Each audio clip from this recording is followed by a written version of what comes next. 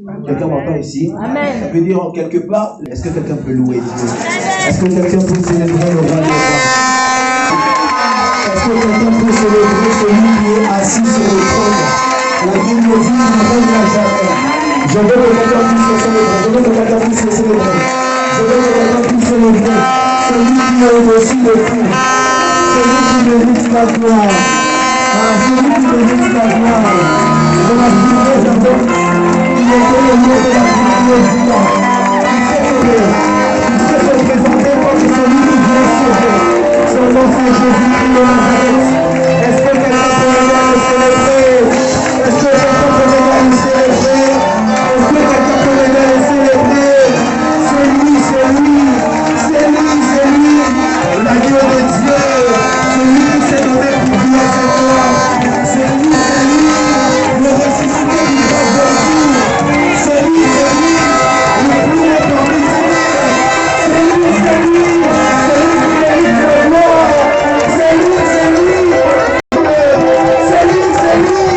Alpha et Omega, c'est lui qui est le bâtisseur, c'est lui qui est le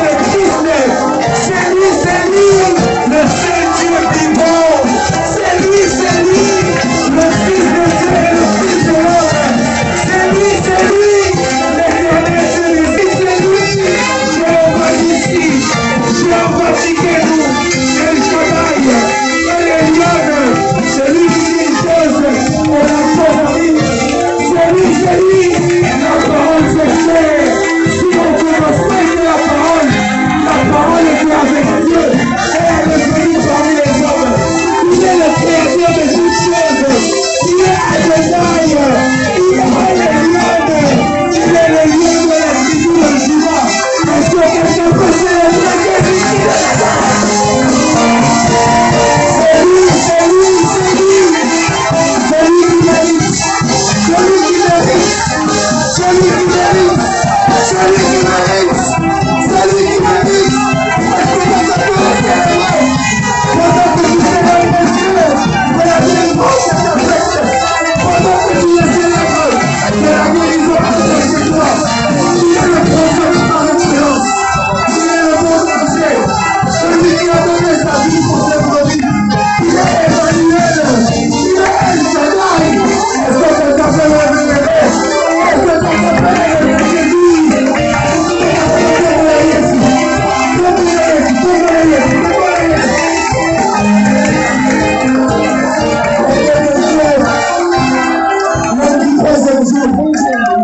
Le chiffre 3 c'est lui. La Bible dit il est le chemin, la vérité et la vie. C'est lui seul. Jean le Baptiste est venu, il est parti. La Bible dit qu'il est venu parmi les siens. Mais les siens ne l'ont pas reçu. Mais tous ceux qui l'ont reçu, il a donné le pouvoir de devenir enfant de Dieu. Il est le moyen d'adoption. Il est mon salut. Il est ma référence. Il est mon essentiel. Il est l'encre de mon âme. Il est ma paix. Son nom c'est Jésus-Christ de Nazareth. Il est incomparable. Il est comme lui. À qui pourrais-je le comparer? Avec qui pourrais-je le comparer? Il est plus grand que ce qu'on dit. Il est plus grand que nos pensées. Il est l'éternel Dieu des armées. Il est au-dessus de toute chose. Il est le plus grand que nous. Si ce pays a des rois, lui il est le roi des rois. Si ce pays a des présidents, lui il est au-dessus des présidents. La Bible nous dit que dans les cieux, sur la terre et sur la terre, lui il est plus grand que lui. Il a vaincu la mort. Il a vaincu la mort. Il est plus grand que tous. C'est mon Dieu. C'est mon roi. Il est ma vie. Il est ma référence. C'est lui. Il est ma foi. Il est le pilier qui soutient ma vie. Il est la parole de Dieu. Il est l'eau de vie. Il est comme lui.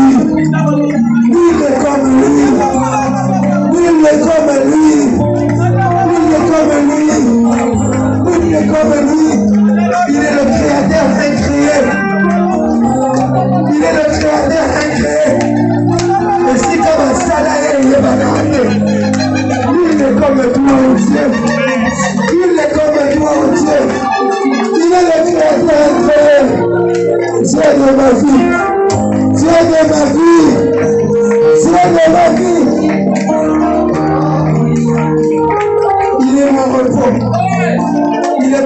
délivrance.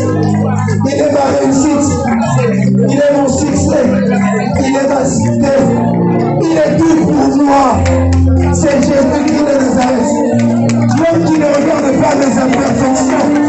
L'homme qui ne regarde pas mes défauts. Il est le canal de la grâce. Il est le canal de la grâce. Il est le canal de la grâce. Il est le Yeshua Yamashia. Le Messie. C'est lui, le Messie. Le créateur de toutes choses. Sauveur de l'humanité. Si les hommes n'ont pas pu me sauver, lui il est celui qui a pu me sauver. Il est celui qui prend un homme de la poussière. Il prend un homme de l'intelligence et le fait asseoir avec les grands. Il est le Dieu de toute puissance. Il est le Dieu des cieux. Son nom c'est Jésus-Christ de Nazareth. Son nom c'est Jésus-Christ de Nazareth. Son nom c'est Jésus-Christ de Nazareth. Son nom c'est Jésus-Christ de Nazareth. Son nom c'est Jésus-Christ de Nazareth. Nul n'est comparable à lui. J'aime lorsqu'il est célébré. J'aime lorsqu'il est élevé au-dessus de tous. Seigneur, viens prendre le siège. Il n'y a qu'à faire la reine au milieu de nous. Oh mon Dieu. Considère. À qui pourrais-je te comparer? Your amor sanctuary. Your amor sanctuary. Your amor sanctuary. Your amor sanctuary.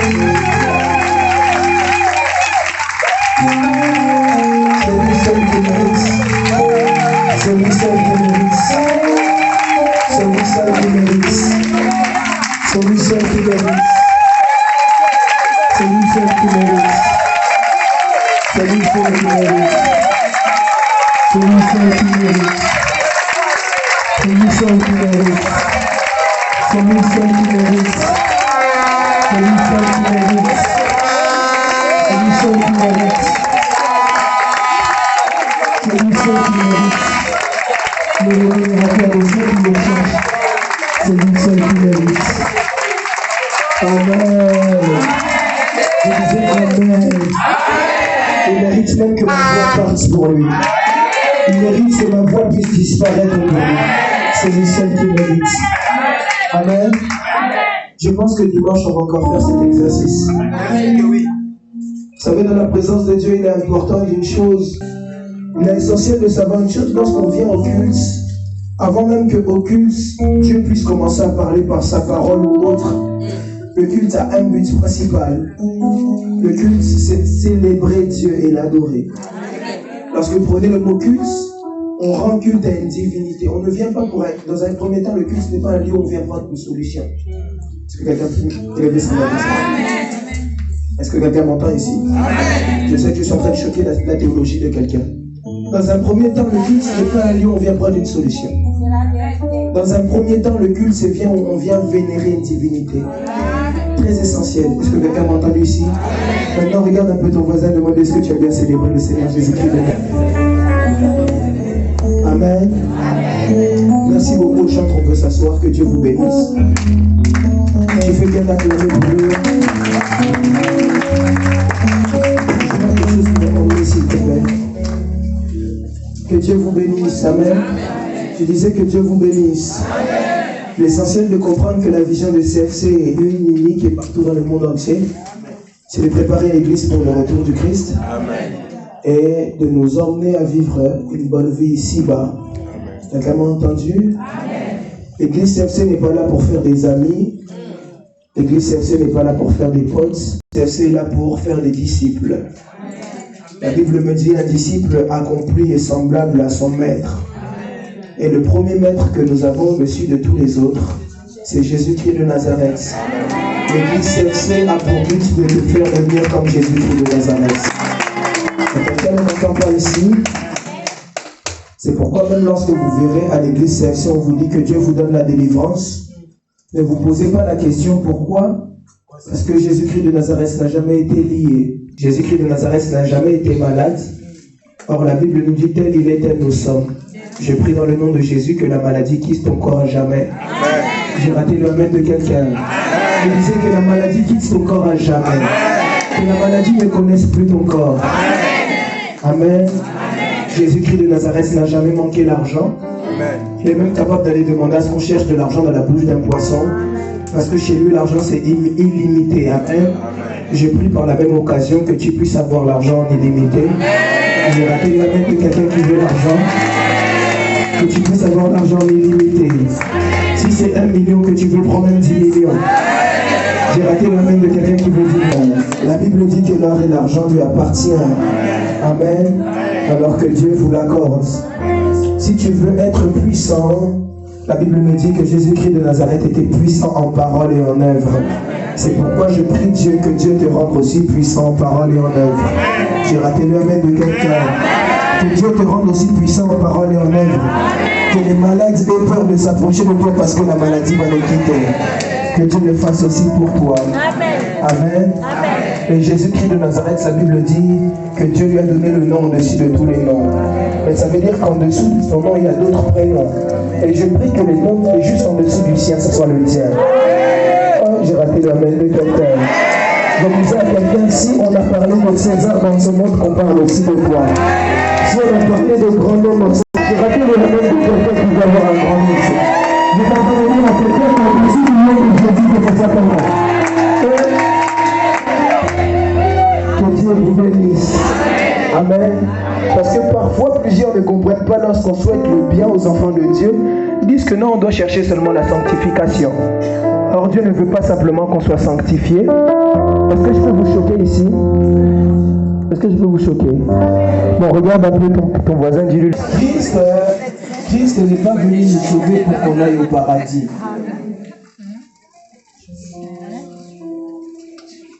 Ah, quelqu'un déjà se pose la question.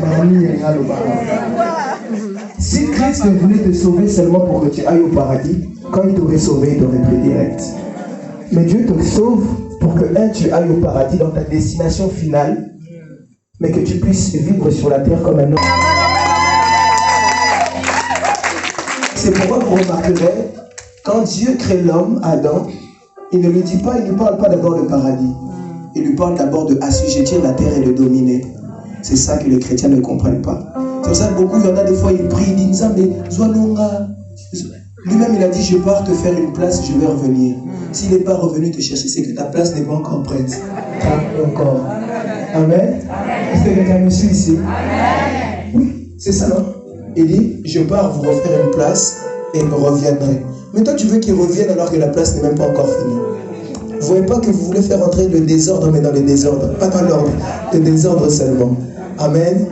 Que Dieu vous bénisse, que Dieu fasse de vous des hommes d'impact dans le nom de Jésus-Christ. Alors, papa nous a donné un thème à Kinshasa pour ceux qui ont suivi. Il a dit que ton nom ne sera plus Jacob. Amen. Ok, tu n'es pas d'accord avec ça? Et j'aimerais ici clôturer avec vous en premier lieu le message du mois de mars, avant de commencer à prêcher. Aujourd'hui, ma grève est atteinte, non? À 13 ans. Ok, allons-y. Quelqu'un peut me dire, prophète, allons-y. Dans un premier temps, je voulais commencer à interpeller le peuple de Dieu. J'aimerais vraiment que tu puisses faire très attention à ce que je vais dire.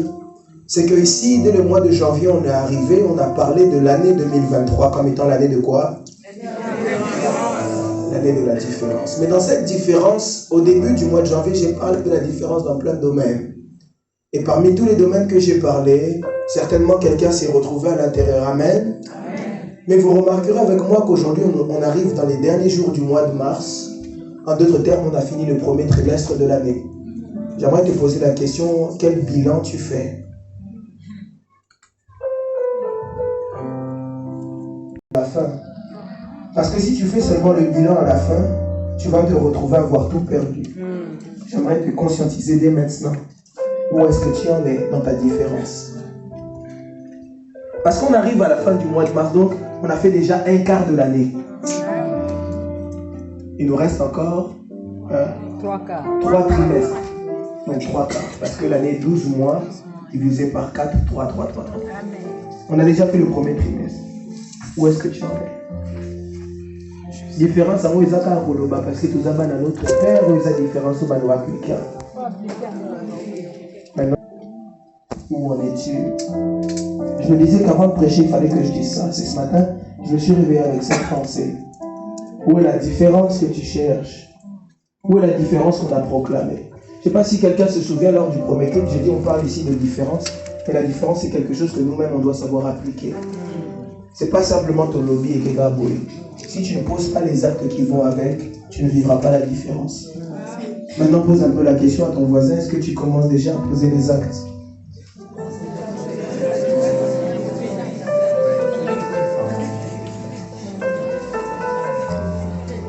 Bon, lui aussi, c'est pas trop tard, l'année n'est pas finie. Il te reste 9 mois pour travailler pour ça. Mais j'aimerais vraiment que l'Église puisse comprendre une chose, c'est que ma grande prière de tous les jours, c'est que CFC puisse être une Église différente.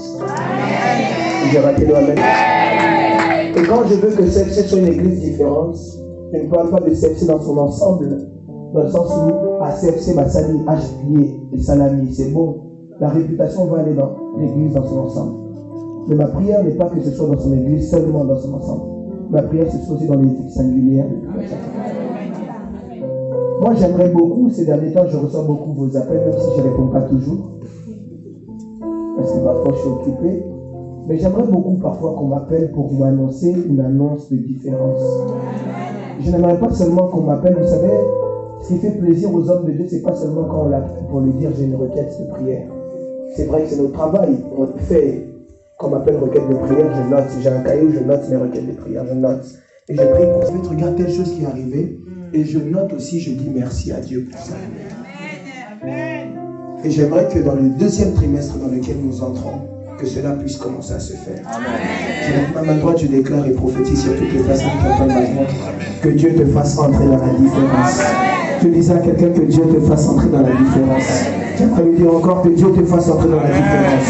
Dans le nom de Jésus de Nazareth. Amen. On peut se tenir rapidement debout, je vais prier et je vais parler de la part du Seigneur.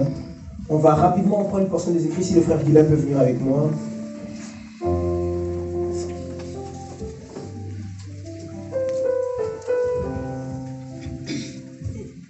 Frère Guilain, attends. Tu peux te rasseoir. Maman Fanny, vous pouvez venir avec moi s'il vous plaît. Si on peut juste ouvrir nos Bibles, on est dans Genèse 41, ma famille va lire pour nous. Genèse 41. Je vais donner 2 portions des écrits. Genèse chapitre 41, verset 14. Genèse 41, verset 14. Si tu vois que ton voisin n'a pas de Bible, tu lis avec lui.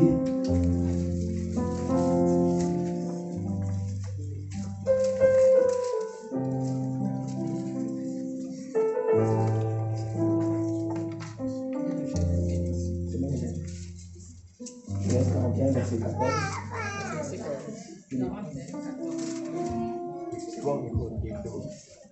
On écoute la parole de Dieu, Genèse 41, verset 14. Genèse 41, verset 14. Amen. Pharaon fit appeler Joseph. On le fit sortir en acte de prison. Il se rasa, changea de vêtements et se rendit vers Pharaon. Amen. Amen. On va prendre rapidement maintenant le verset 39 à 42. Toujours le même chapitre. On va au verset 39. Est-ce qu'on peut m'aider à l'aider avec le micro? Premier verset, elle a dit, Pharaon fit sortir Joseph de prison. Il fait quoi? Il se rase et change ses vêtements. Et Pharaon dit à Joseph, puisque Dieu t'a fait connaître toutes ces choses, et il n'y a personne qui soit aussi intelligent et aussi sage que toi. Je t'ai établi sur ma maison, et tout mon peuple obéira à tes ordres. Amen. Le trône seul m'élèvera au-dessus de toi. Pharaon dit à Joseph, vois, je te donne le commandement de tout le pays de l'Égypte. Pharaon ôta son anneau de la main et le mit à la main de Joseph. Amen. Il est revêtu d'habits de fin lin et lui mit un collier d'or au cou. Parole du Seigneur, on peut acclamer la parole du Seigneur. Amen. Alors ici, j'aimerais vous parler sur un thème. Avant ça, j'aimerais introduire mon message, parce que si je vous donne mon thème, c'est trop facile. Alors la Bible, ici, on a parlé pendant tout le mois de mars sur ma famille et dans quoi? Et par la grâce de Dieu, je crois que toutes les familles qui sont ici sont déjà sorties de l'esclavagisme. J'ai rendu l'amen d'une famille. Que Dieu vous bénisse. Alors ce qui se passait, c'est qu'on disait que ma famille était dans l'esclavagisme. Et la semaine dernière, j'ai mis fin à l'esclavagisme en disant que les Égyptiens que vous voyez aujourd'hui, vous ne les verrez plus. J'ai raté l'amen de quelqu'un. Les Égyptiens qu'on a vus hier, pas aujourd'hui, nous c'était hier. On ne les verra plus. Mais aujourd'hui, j'aimerais parler d'une autre chose. Lorsqu'on parlait de l'esclavagisme, en fait, je viens avec un message, pas pour des gens qui sont dans l'esclavagisme, mais je viens avec un message pour les gens qui viennent de sortir. Lorsqu'on est dans l'esclavagisme, j'avais dit qu'on était comme dans une prison. Parce qu'on est sous le jugement et des lois. Est-ce que quelqu'un me suit ici? C'est semblable ici à Joseph. Joseph est dans un pays étranger à cause de toute l'histoire que vous connaissez. Il est vendu par ses frères, il arrive dans la maison de Potiphar, la femme de Potiphar, etc. veut l'attraper, puis on l'envoie en prison. Quelqu'un me suit? Amen. Et alors qu'il est en prison, Joseph vit en prison comme tout le monde. Il est dans l'esclavagisme. Il vit sous certaines lois. Il vit en fonction de plusieurs choses dont il est dépendant. Il vit en fonction des lois de la prison. Vous savez, en prison, il y a certaines choses qu'on ne peut pas faire. En prison, à partir d'une certaine heure, vous tous, on vous fait rentrer, on vous ferme. En prison, vous mangez tous pareil, que vous voulez ou non. En prison, il y a tout un tas de choses. Bon, je ne pourrais pas vous donner certains détails, parce que je ne suis jamais allé en prison. Amen. Je ne suis jamais allé en prison, alors je ne peux pas vous donner certains détails comme si moi-même j'étais là-bas. Alors, en prison, il y a tout un tas de choses que vous savez. Vous n'allez pas voir de bus en prison, vous n'allez pas voir certaines choses. Vous avez le droit à certaines visites, à un certain rythme. Il faut remplir des conditions pour avoir les visites. Pour pouvoir parler au téléphone, il faut remplir des conditions. Vous n'avez pas accès forcément à Internet. Vous avez des petites télés, là, on dirait que vous avez des problèmes sérieux. Donc, c'est vraiment une vie assez particulière. Et en prison, beaucoup de suicides se passent. Parce que la prison, c'est vraiment un lieu où tu te sens renfermé. La prison, c'est une punition. C'est vraiment un lieu où tu as envie, mais tu n'es pas en vie. Tu as envie, mais tu ne vis pas librement. On t'a placé comme beaucoup de limites. Vous avez des gardiens qui vous suivent. Vous entendez des gens crier par-ci, gauche à droite, etc. parce que vous êtes quoi? En prison. C'est semblable à quelqu'un qui est dans l'esclavagisme. Quelqu'un qui est dans l'esclavagisme a des limites. Il y a des endroits où il ne peut pas dépasser. Vous pouvez juste regarder et étudier l'histoire de notre bout. Vous remarquerez qu'un temps, lorsqu'on était dans l'esclavagisme, il y avait des choses qu'on n'avait pas le droit de faire. Quelqu'un me suit? Il fallait parfois qu'on puisse changer de maître ou de propriétaire pour avoir accès à certains privilèges. Est-ce que quelqu'un me suit ici? Parce que c'est comme la dernière fois, quelqu'un me disait en prison, ici quand on est payé une heure, c'est à peu près combien? Le salaire d'une heure à peu près 10 euros, 11 euros par là. À peu près. Quelqu'un dit 18. 14 euros. Bon, à peu près aux alentours de 10 euros, c'est ça, non? Bon, à peu près aux alentours de 10 euros. Maintenant, quand vous allez en prison, à l'heure, vous êtes payé à peu près 3 euros. Aussi, comment tu as la différence, voilà. Regardez vraiment que quelqu'un vit dans l'esclavagisme. On t'utilise. On se sert de... Parce que même ce peu d'argent qu'il va gagner, il va le gagner pour pouvoir servir encore dans quelque chose d'autre. Quelqu'un m'entend ici? Parce que l'argent que vous... Le but de l'esclavagisme, c'est vous faire entrer dans un certain cycle. C'est un cycle dans lequel on ne sort jamais. Au gagner bon wana, au utilisant au. Ça fait qu'en vrai, eux ne perdent rien. Au contraire, ils gagnent même parce que vous utilisez à l'intérieur même de l'argent que vous avez pris même à l'extérieur. C'est-à-dire, au vrai, vous ne gagnez rien, mais c'est eux qui gagnent plus et vous leur faites rentrer de l'argent. Sans vous en rendre compte, vous travaillez et pour eux et vous payez et pour eux. Quelqu'un me suit? Ça, c'est le but de la prison et du cycle de l'esclavagisme. Mais je crois qu'ici, personne n'est en prison et que personne n'est esclave à nouveau. Quelqu'un qui était libre ici. J'ai raté encore quelqu'un qui était libre. Et ce qui se passe, c'est que la Bible me parle ici du cas de Joseph. Et il arrive un jour où Pharaon a un songe. Et quand Pharaon a le songe, il commence à demander qui peut interpréter ses songes. Alors qu'il demande qui peut interpréter ses songes, un jour il y avait quelqu'un qui était dans la prison pour qui Joseph avait interprété un songe. Et cette personne l'a dit au roi, au Pharaon plutôt, il y avait un homme un jour en prison qui a fait quoi? Qui a interprété mon songe. Écoutez, est-ce que les mages et les sorciers de Pharaon ne pouvaient pas interpréter ces songes? Si, normalement ils auraient pu parce qu'ils avaient la capacité d'interpréter les songes. Mais Dieu a brouillé leur capacité. Parce que ce jour-là, c'était de Joseph qu'il s'agissait. Ils avaient peut-être les capacités pour le faire. Mais Dieu, ce jour-là, a brouillé toutes leurs capacités parce que c'était de Joseph qu'il s'agissait. Je suis en train de dire à quelqu'un, il y aura des jours où les autres peuvent faire quoi que ça viendra parce que c'est de toi qu'il s'agit. J'ai raté le nom de quelqu'un. Je disais, c'est seulement vers ça viendra parce que c'est de toi qu'il s'agit. Vous savez, dans les choses de Dieu, il y a le temps qu'on appelle le temps chronos et le temps kairos. Le temps chronos, c'est le temps qui est régulé par secondes, minutes, heures, etc. Et le temps kairos, c'est le temps défini par Dieu. D'ailleurs, Dieu n'est ni dans le temps chronos, ni dans le temps kairos. C'est un faux évangile qu'on nous a montré que Dieu était dans le temps kairos. C'est pas vrai. Dieu est dans l'éternité. Quelqu'un me suit ici? Mais Dieu a la capacité, en fonction de son éternité, de créer un temps qu'on appelle le temps kairos, qui est le temps de la visitation en vrai. Et il arrive des temps où le temps de la visitation est pour toi. Et quand le temps de la visitation est pour toi, le temps chronos est obligé de se soumettre au temps kairos pour que la visitation entre pour toi. C'est pourquoi je suis ici en train de prophétiser, déclarer pour quelqu'un que cette semaine ne finisse pas sur le rentre. Et je rappelle avec le quelqu'un, je disais à quelqu'un, un homme, une femme de foi, que cette semaine ne finisse pas sans une opportunité que tu dois prendre. Je ne sais pas à qui je parle.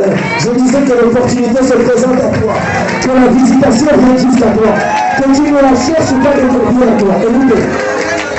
Vous remarquerez avec moi, Joseph était en prison. Quand on parle de prison, généralement, il y a des gens qui cherchent à s'évader. Mais Joseph n'a pas cherché à s'évader, mais c'est la liberté qui est venue jusqu'à lui. Je déclare dans le nom de Jésus-Christ de Nazareth que la liberté te cherche. Je disais que l'opportunité te cherche. Si tu avais l'habitude d'aller vers les choses, je prie que les choses viennent vers toi. Parce que toi, tu n'es pas comme Saoul. Saoul est allé vers la royauté. Saoul a même payé la royauté. Mais toi, tu es comme David. C'est la royauté qui viendra vers toi et la royauté qui va te chercher. Je ne sais pas qui je parle. Je me prends sur une vie de cette la soirée. Que la royauté vienne vers toi. Que les opportunités viennent vers toi. Que les choses que tu cherches depuis longtemps viennent te chercher. Dans le nom de Jésus. Et alors qu'il se passe comme ça, Joseph sort de la prison. Et quand Joseph sort ce soir, je sens que j'ai envie de prêcher. Alors lorsque Joseph sort de la prison, et la Bible me dit que Joseph fait deux choses. La première chose, Joseph se rase. Je n'aimerais pas toucher ça aujourd'hui. Mais Joseph change de quoi? De vêtements. Joseph change de vêtements. Dans l'histoire de Joseph, il y a quelque chose qui me touche particulièrement. Ici, je donne maintenant mon thème de ce soir, c'est Elamba Yassika. Alors, dans l'histoire de Joseph, il y a quelque chose qui me touche particulièrement. C'est que Joseph, dans son histoire, a eu à changer de vêtements plus de 3 fois. Joseph, dans son histoire, a eu à changer de vêtements plusieurs fois. Vous savez, les vêtements, qu'est-ce que ça signifie, les vêtements? Les vêtements, ça représente les œuvres. Les vêtements représentent les statues. Les vêtements représentent les titres. Mais il y a une chose qui, du début à la fin de l'histoire de Joseph, ne l'a jamais quitté. Ce n'était pas ses vêtements, mais c'était la grâce qu'il y avait en lui. Amen. La chose qui n'a jamais quitté Joseph du début à la fin, ce n'était pas ses vêtements, mais c'était l'étoile qu'il y avait sur sa vie. J'aimerais le redire. La chose qui a quitté Joseph du début à la fin, ce n'était pas son aura, mais c'était ce que Dieu avait mis en lui. Amen. Vous savez, dans la vie, acceptez qu'on vous retire tout. Amen. Mais n'acceptez jamais qu'on vous retire ce que Dieu vous a donné. J'aimerais le dire ici comme ceci. Tout ce qu'un homme peut vous donner, un autre homme peut l'enlever. J'aimerais le redire.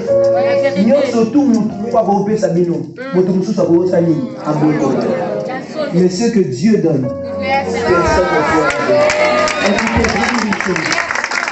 Si vous voyez la femme de Potiphar avec la tunique de Joseph, ça ne signifie pas forcément que Joseph a fait une erreur. Si Joseph se serait battu pour garder sa tunique, certainement il aurait peut-être perdu sa grâce. J'aimerais dire à quelqu'un, privilégie les choses que Dieu t'a données plus que les titres. Même si les gens ne croient pas en toi aujourd'hui, la tunique, quoi qu'il arrive, va te suivre. Parce que ce qui va enlever la tunique jusqu'à toi, ce n'est pas la tunique que tu cherches, mais c'est la grâce qui demeure au-dedans de toi. Je lève ma main droite, je reviens à prophétie l'esclavagisme dans lequel tu es. Ton statut doit commencer à changer. Tu étais peut-être hier dans l'esclavagisme, toi et ta famille, mais aujourd'hui tu n'es plus dans l'esclavagisme. Et la chose que tu dois savoir, c'est que ton statut doit changer. La personne qui peut faire changer ton statut, c'est vrai que Dieu fait changer le statut des gens. Mais là, ce n'est pas Dieu qui a fait changer le statut de Joseph. C'est Joseph lui-même. La Bible dit que lorsqu'on lui dit de sortir, il fait quoi? Il rate ses cheveux. Et il met un nouveau vêtement. Qui a donné cette inspiration à Joseph? Qui a dit à Joseph que tu devais mettre quelque chose de nouveau? Écoutez, j'aimerais qu'un chrétien puisse comprendre ici. Je sors de l'esclavagisme, mon attitude doit être différente. Amen. Le plus grand problème, on m'a dit un jour, on ne te recevra seulement comme tu te vends. C'est quoi? Tu es sorti de l'esclavagisme, il faut que ton attitude montre que tu n'es plus dans l'esclavagisme. Tu es sorti de l'esclavagisme, il faut que toi-même tu puisses commencer à montrer que tu n'es plus dedans. Amen. Ta foi, en fait, tes œuvres doivent être en adéquation avec ta foi. Il faut que ta façon de vivre puisse refléter ce que tu as au-dedans de toi. Par la foi, nous avons dit qu'ici, il n'y aura plus d'esclaves.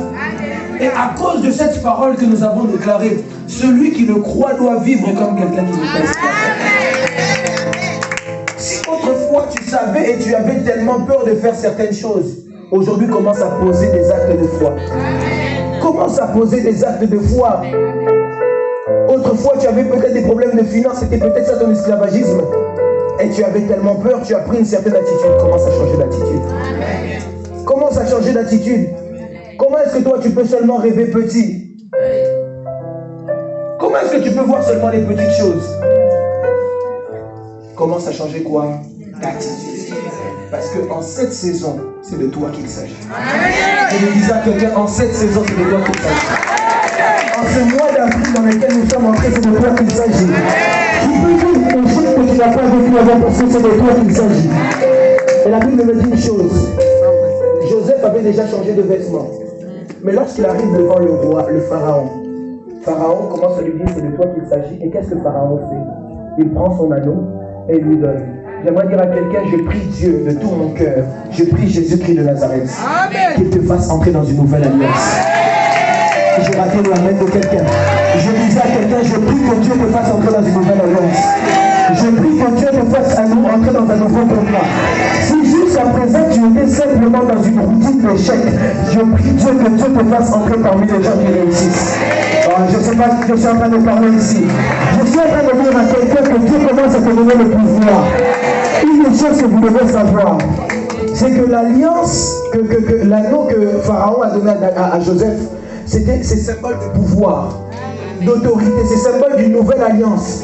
Jusqu'à présent, tu étais dans l'alliance des gens qui sont prisonniers. Moi, je te fais entrer maintenant dans l'alliance des gens qui sont grands. Je disais à quelqu'un, je te fais entrer dans l'alliance des gens qui sont grands. Je disais à quelqu'un que Dieu te fasse entrer dans l'alliance des gens qui sont grands.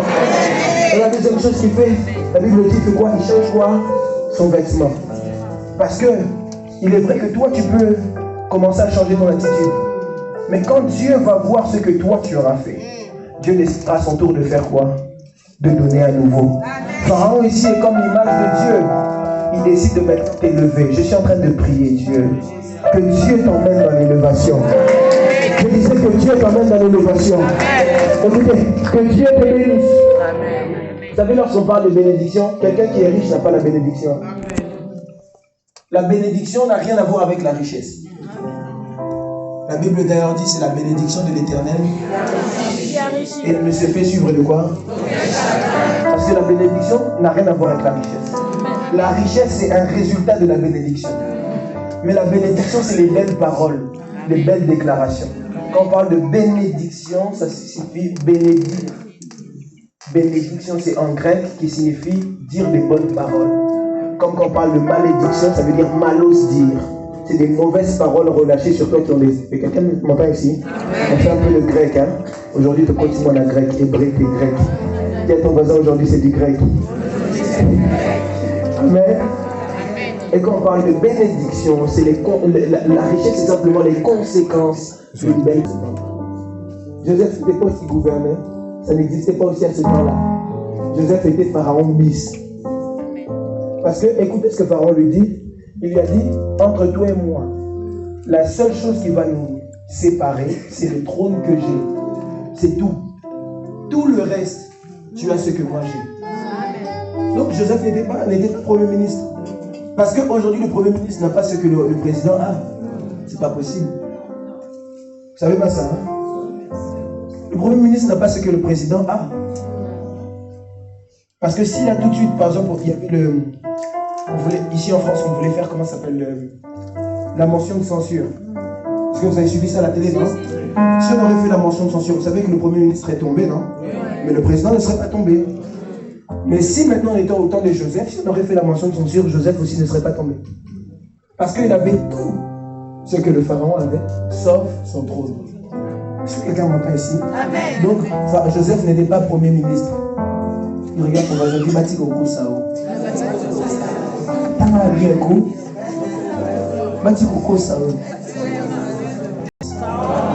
Je prie de tout mon cœur que Dieu t'élève au-dessus de tout ce que tu fais. Toi-même, mets le mot que tu fais, que Dieu t'élève. Que Dieu t'élève. Que Dieu te donne cette position. Que Dieu te donne la position que tu attends chercher. Que Dieu te donne la... Vous savez, voyons grand, voyons grand. Que Dieu te positionne. Moi, j'aime le dire, que Dieu ne te fasse pas asseoir parmi les grands, mais que Dieu fasse de toi un grand. C'est-à-dire, les gens doivent commencer à vouloir s'asseoir à côté de toi. Que Dieu fasse de vous des grands dans les noms. Mais je voulais aussi annoncer une chose. Lorsque Dieu te fait sortir de l'esclavagisme, ce qui est déjà notre cas, Dieu nous donne un nouveau vêtement. Je suis en train de dire à quelqu'un, et le vêtement que Dieu est en train de te donner ce soir,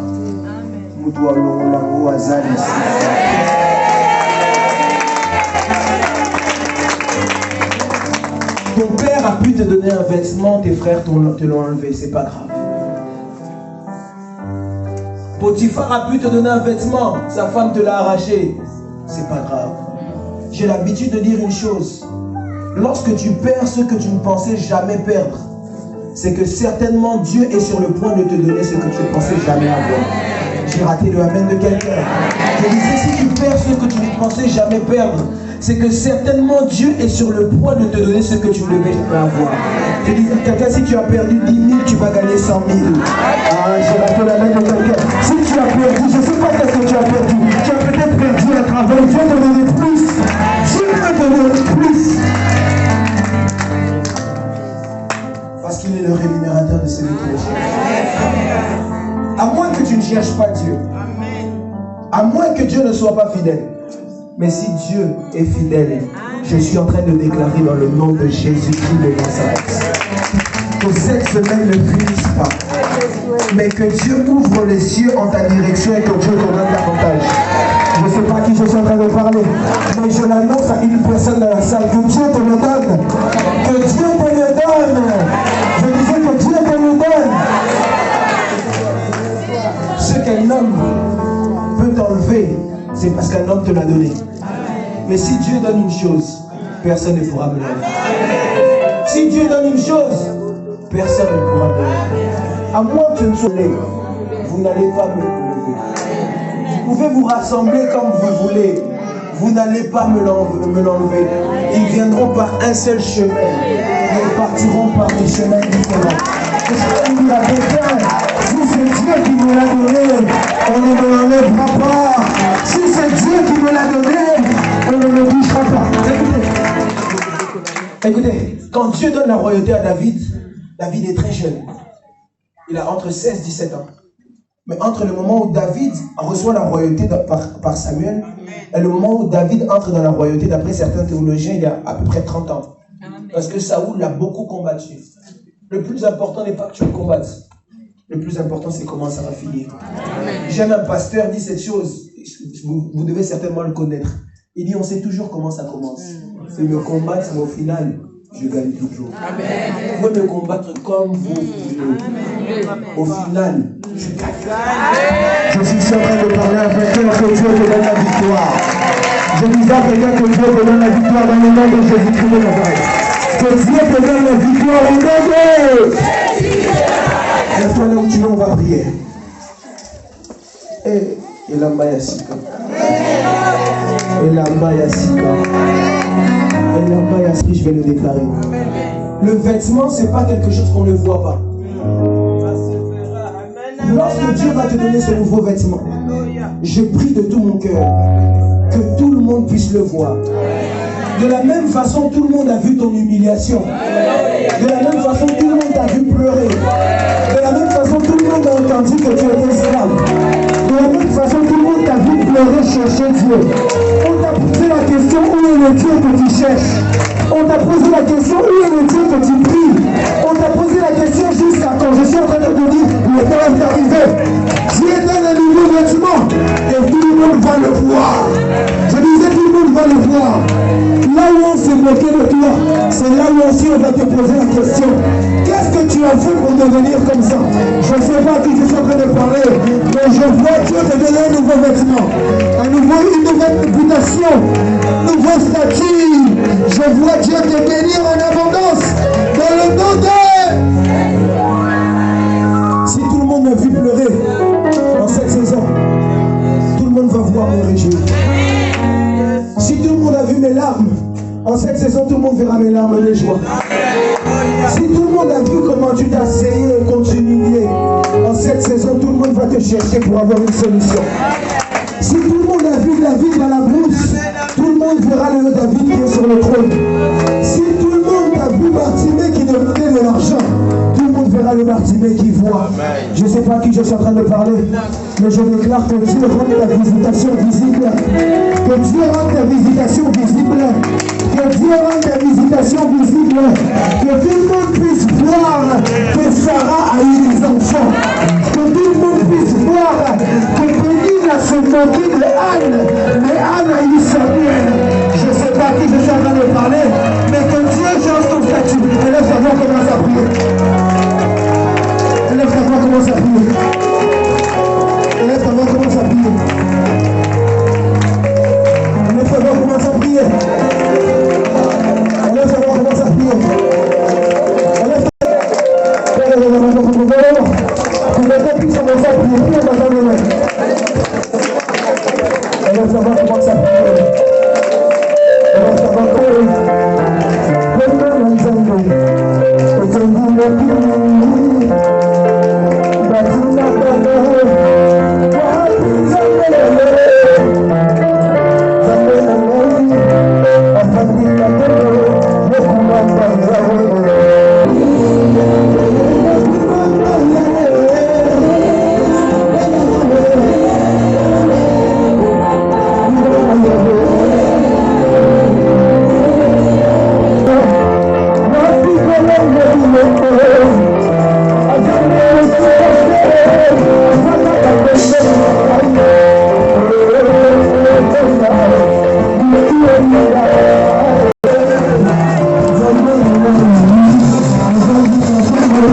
Yes,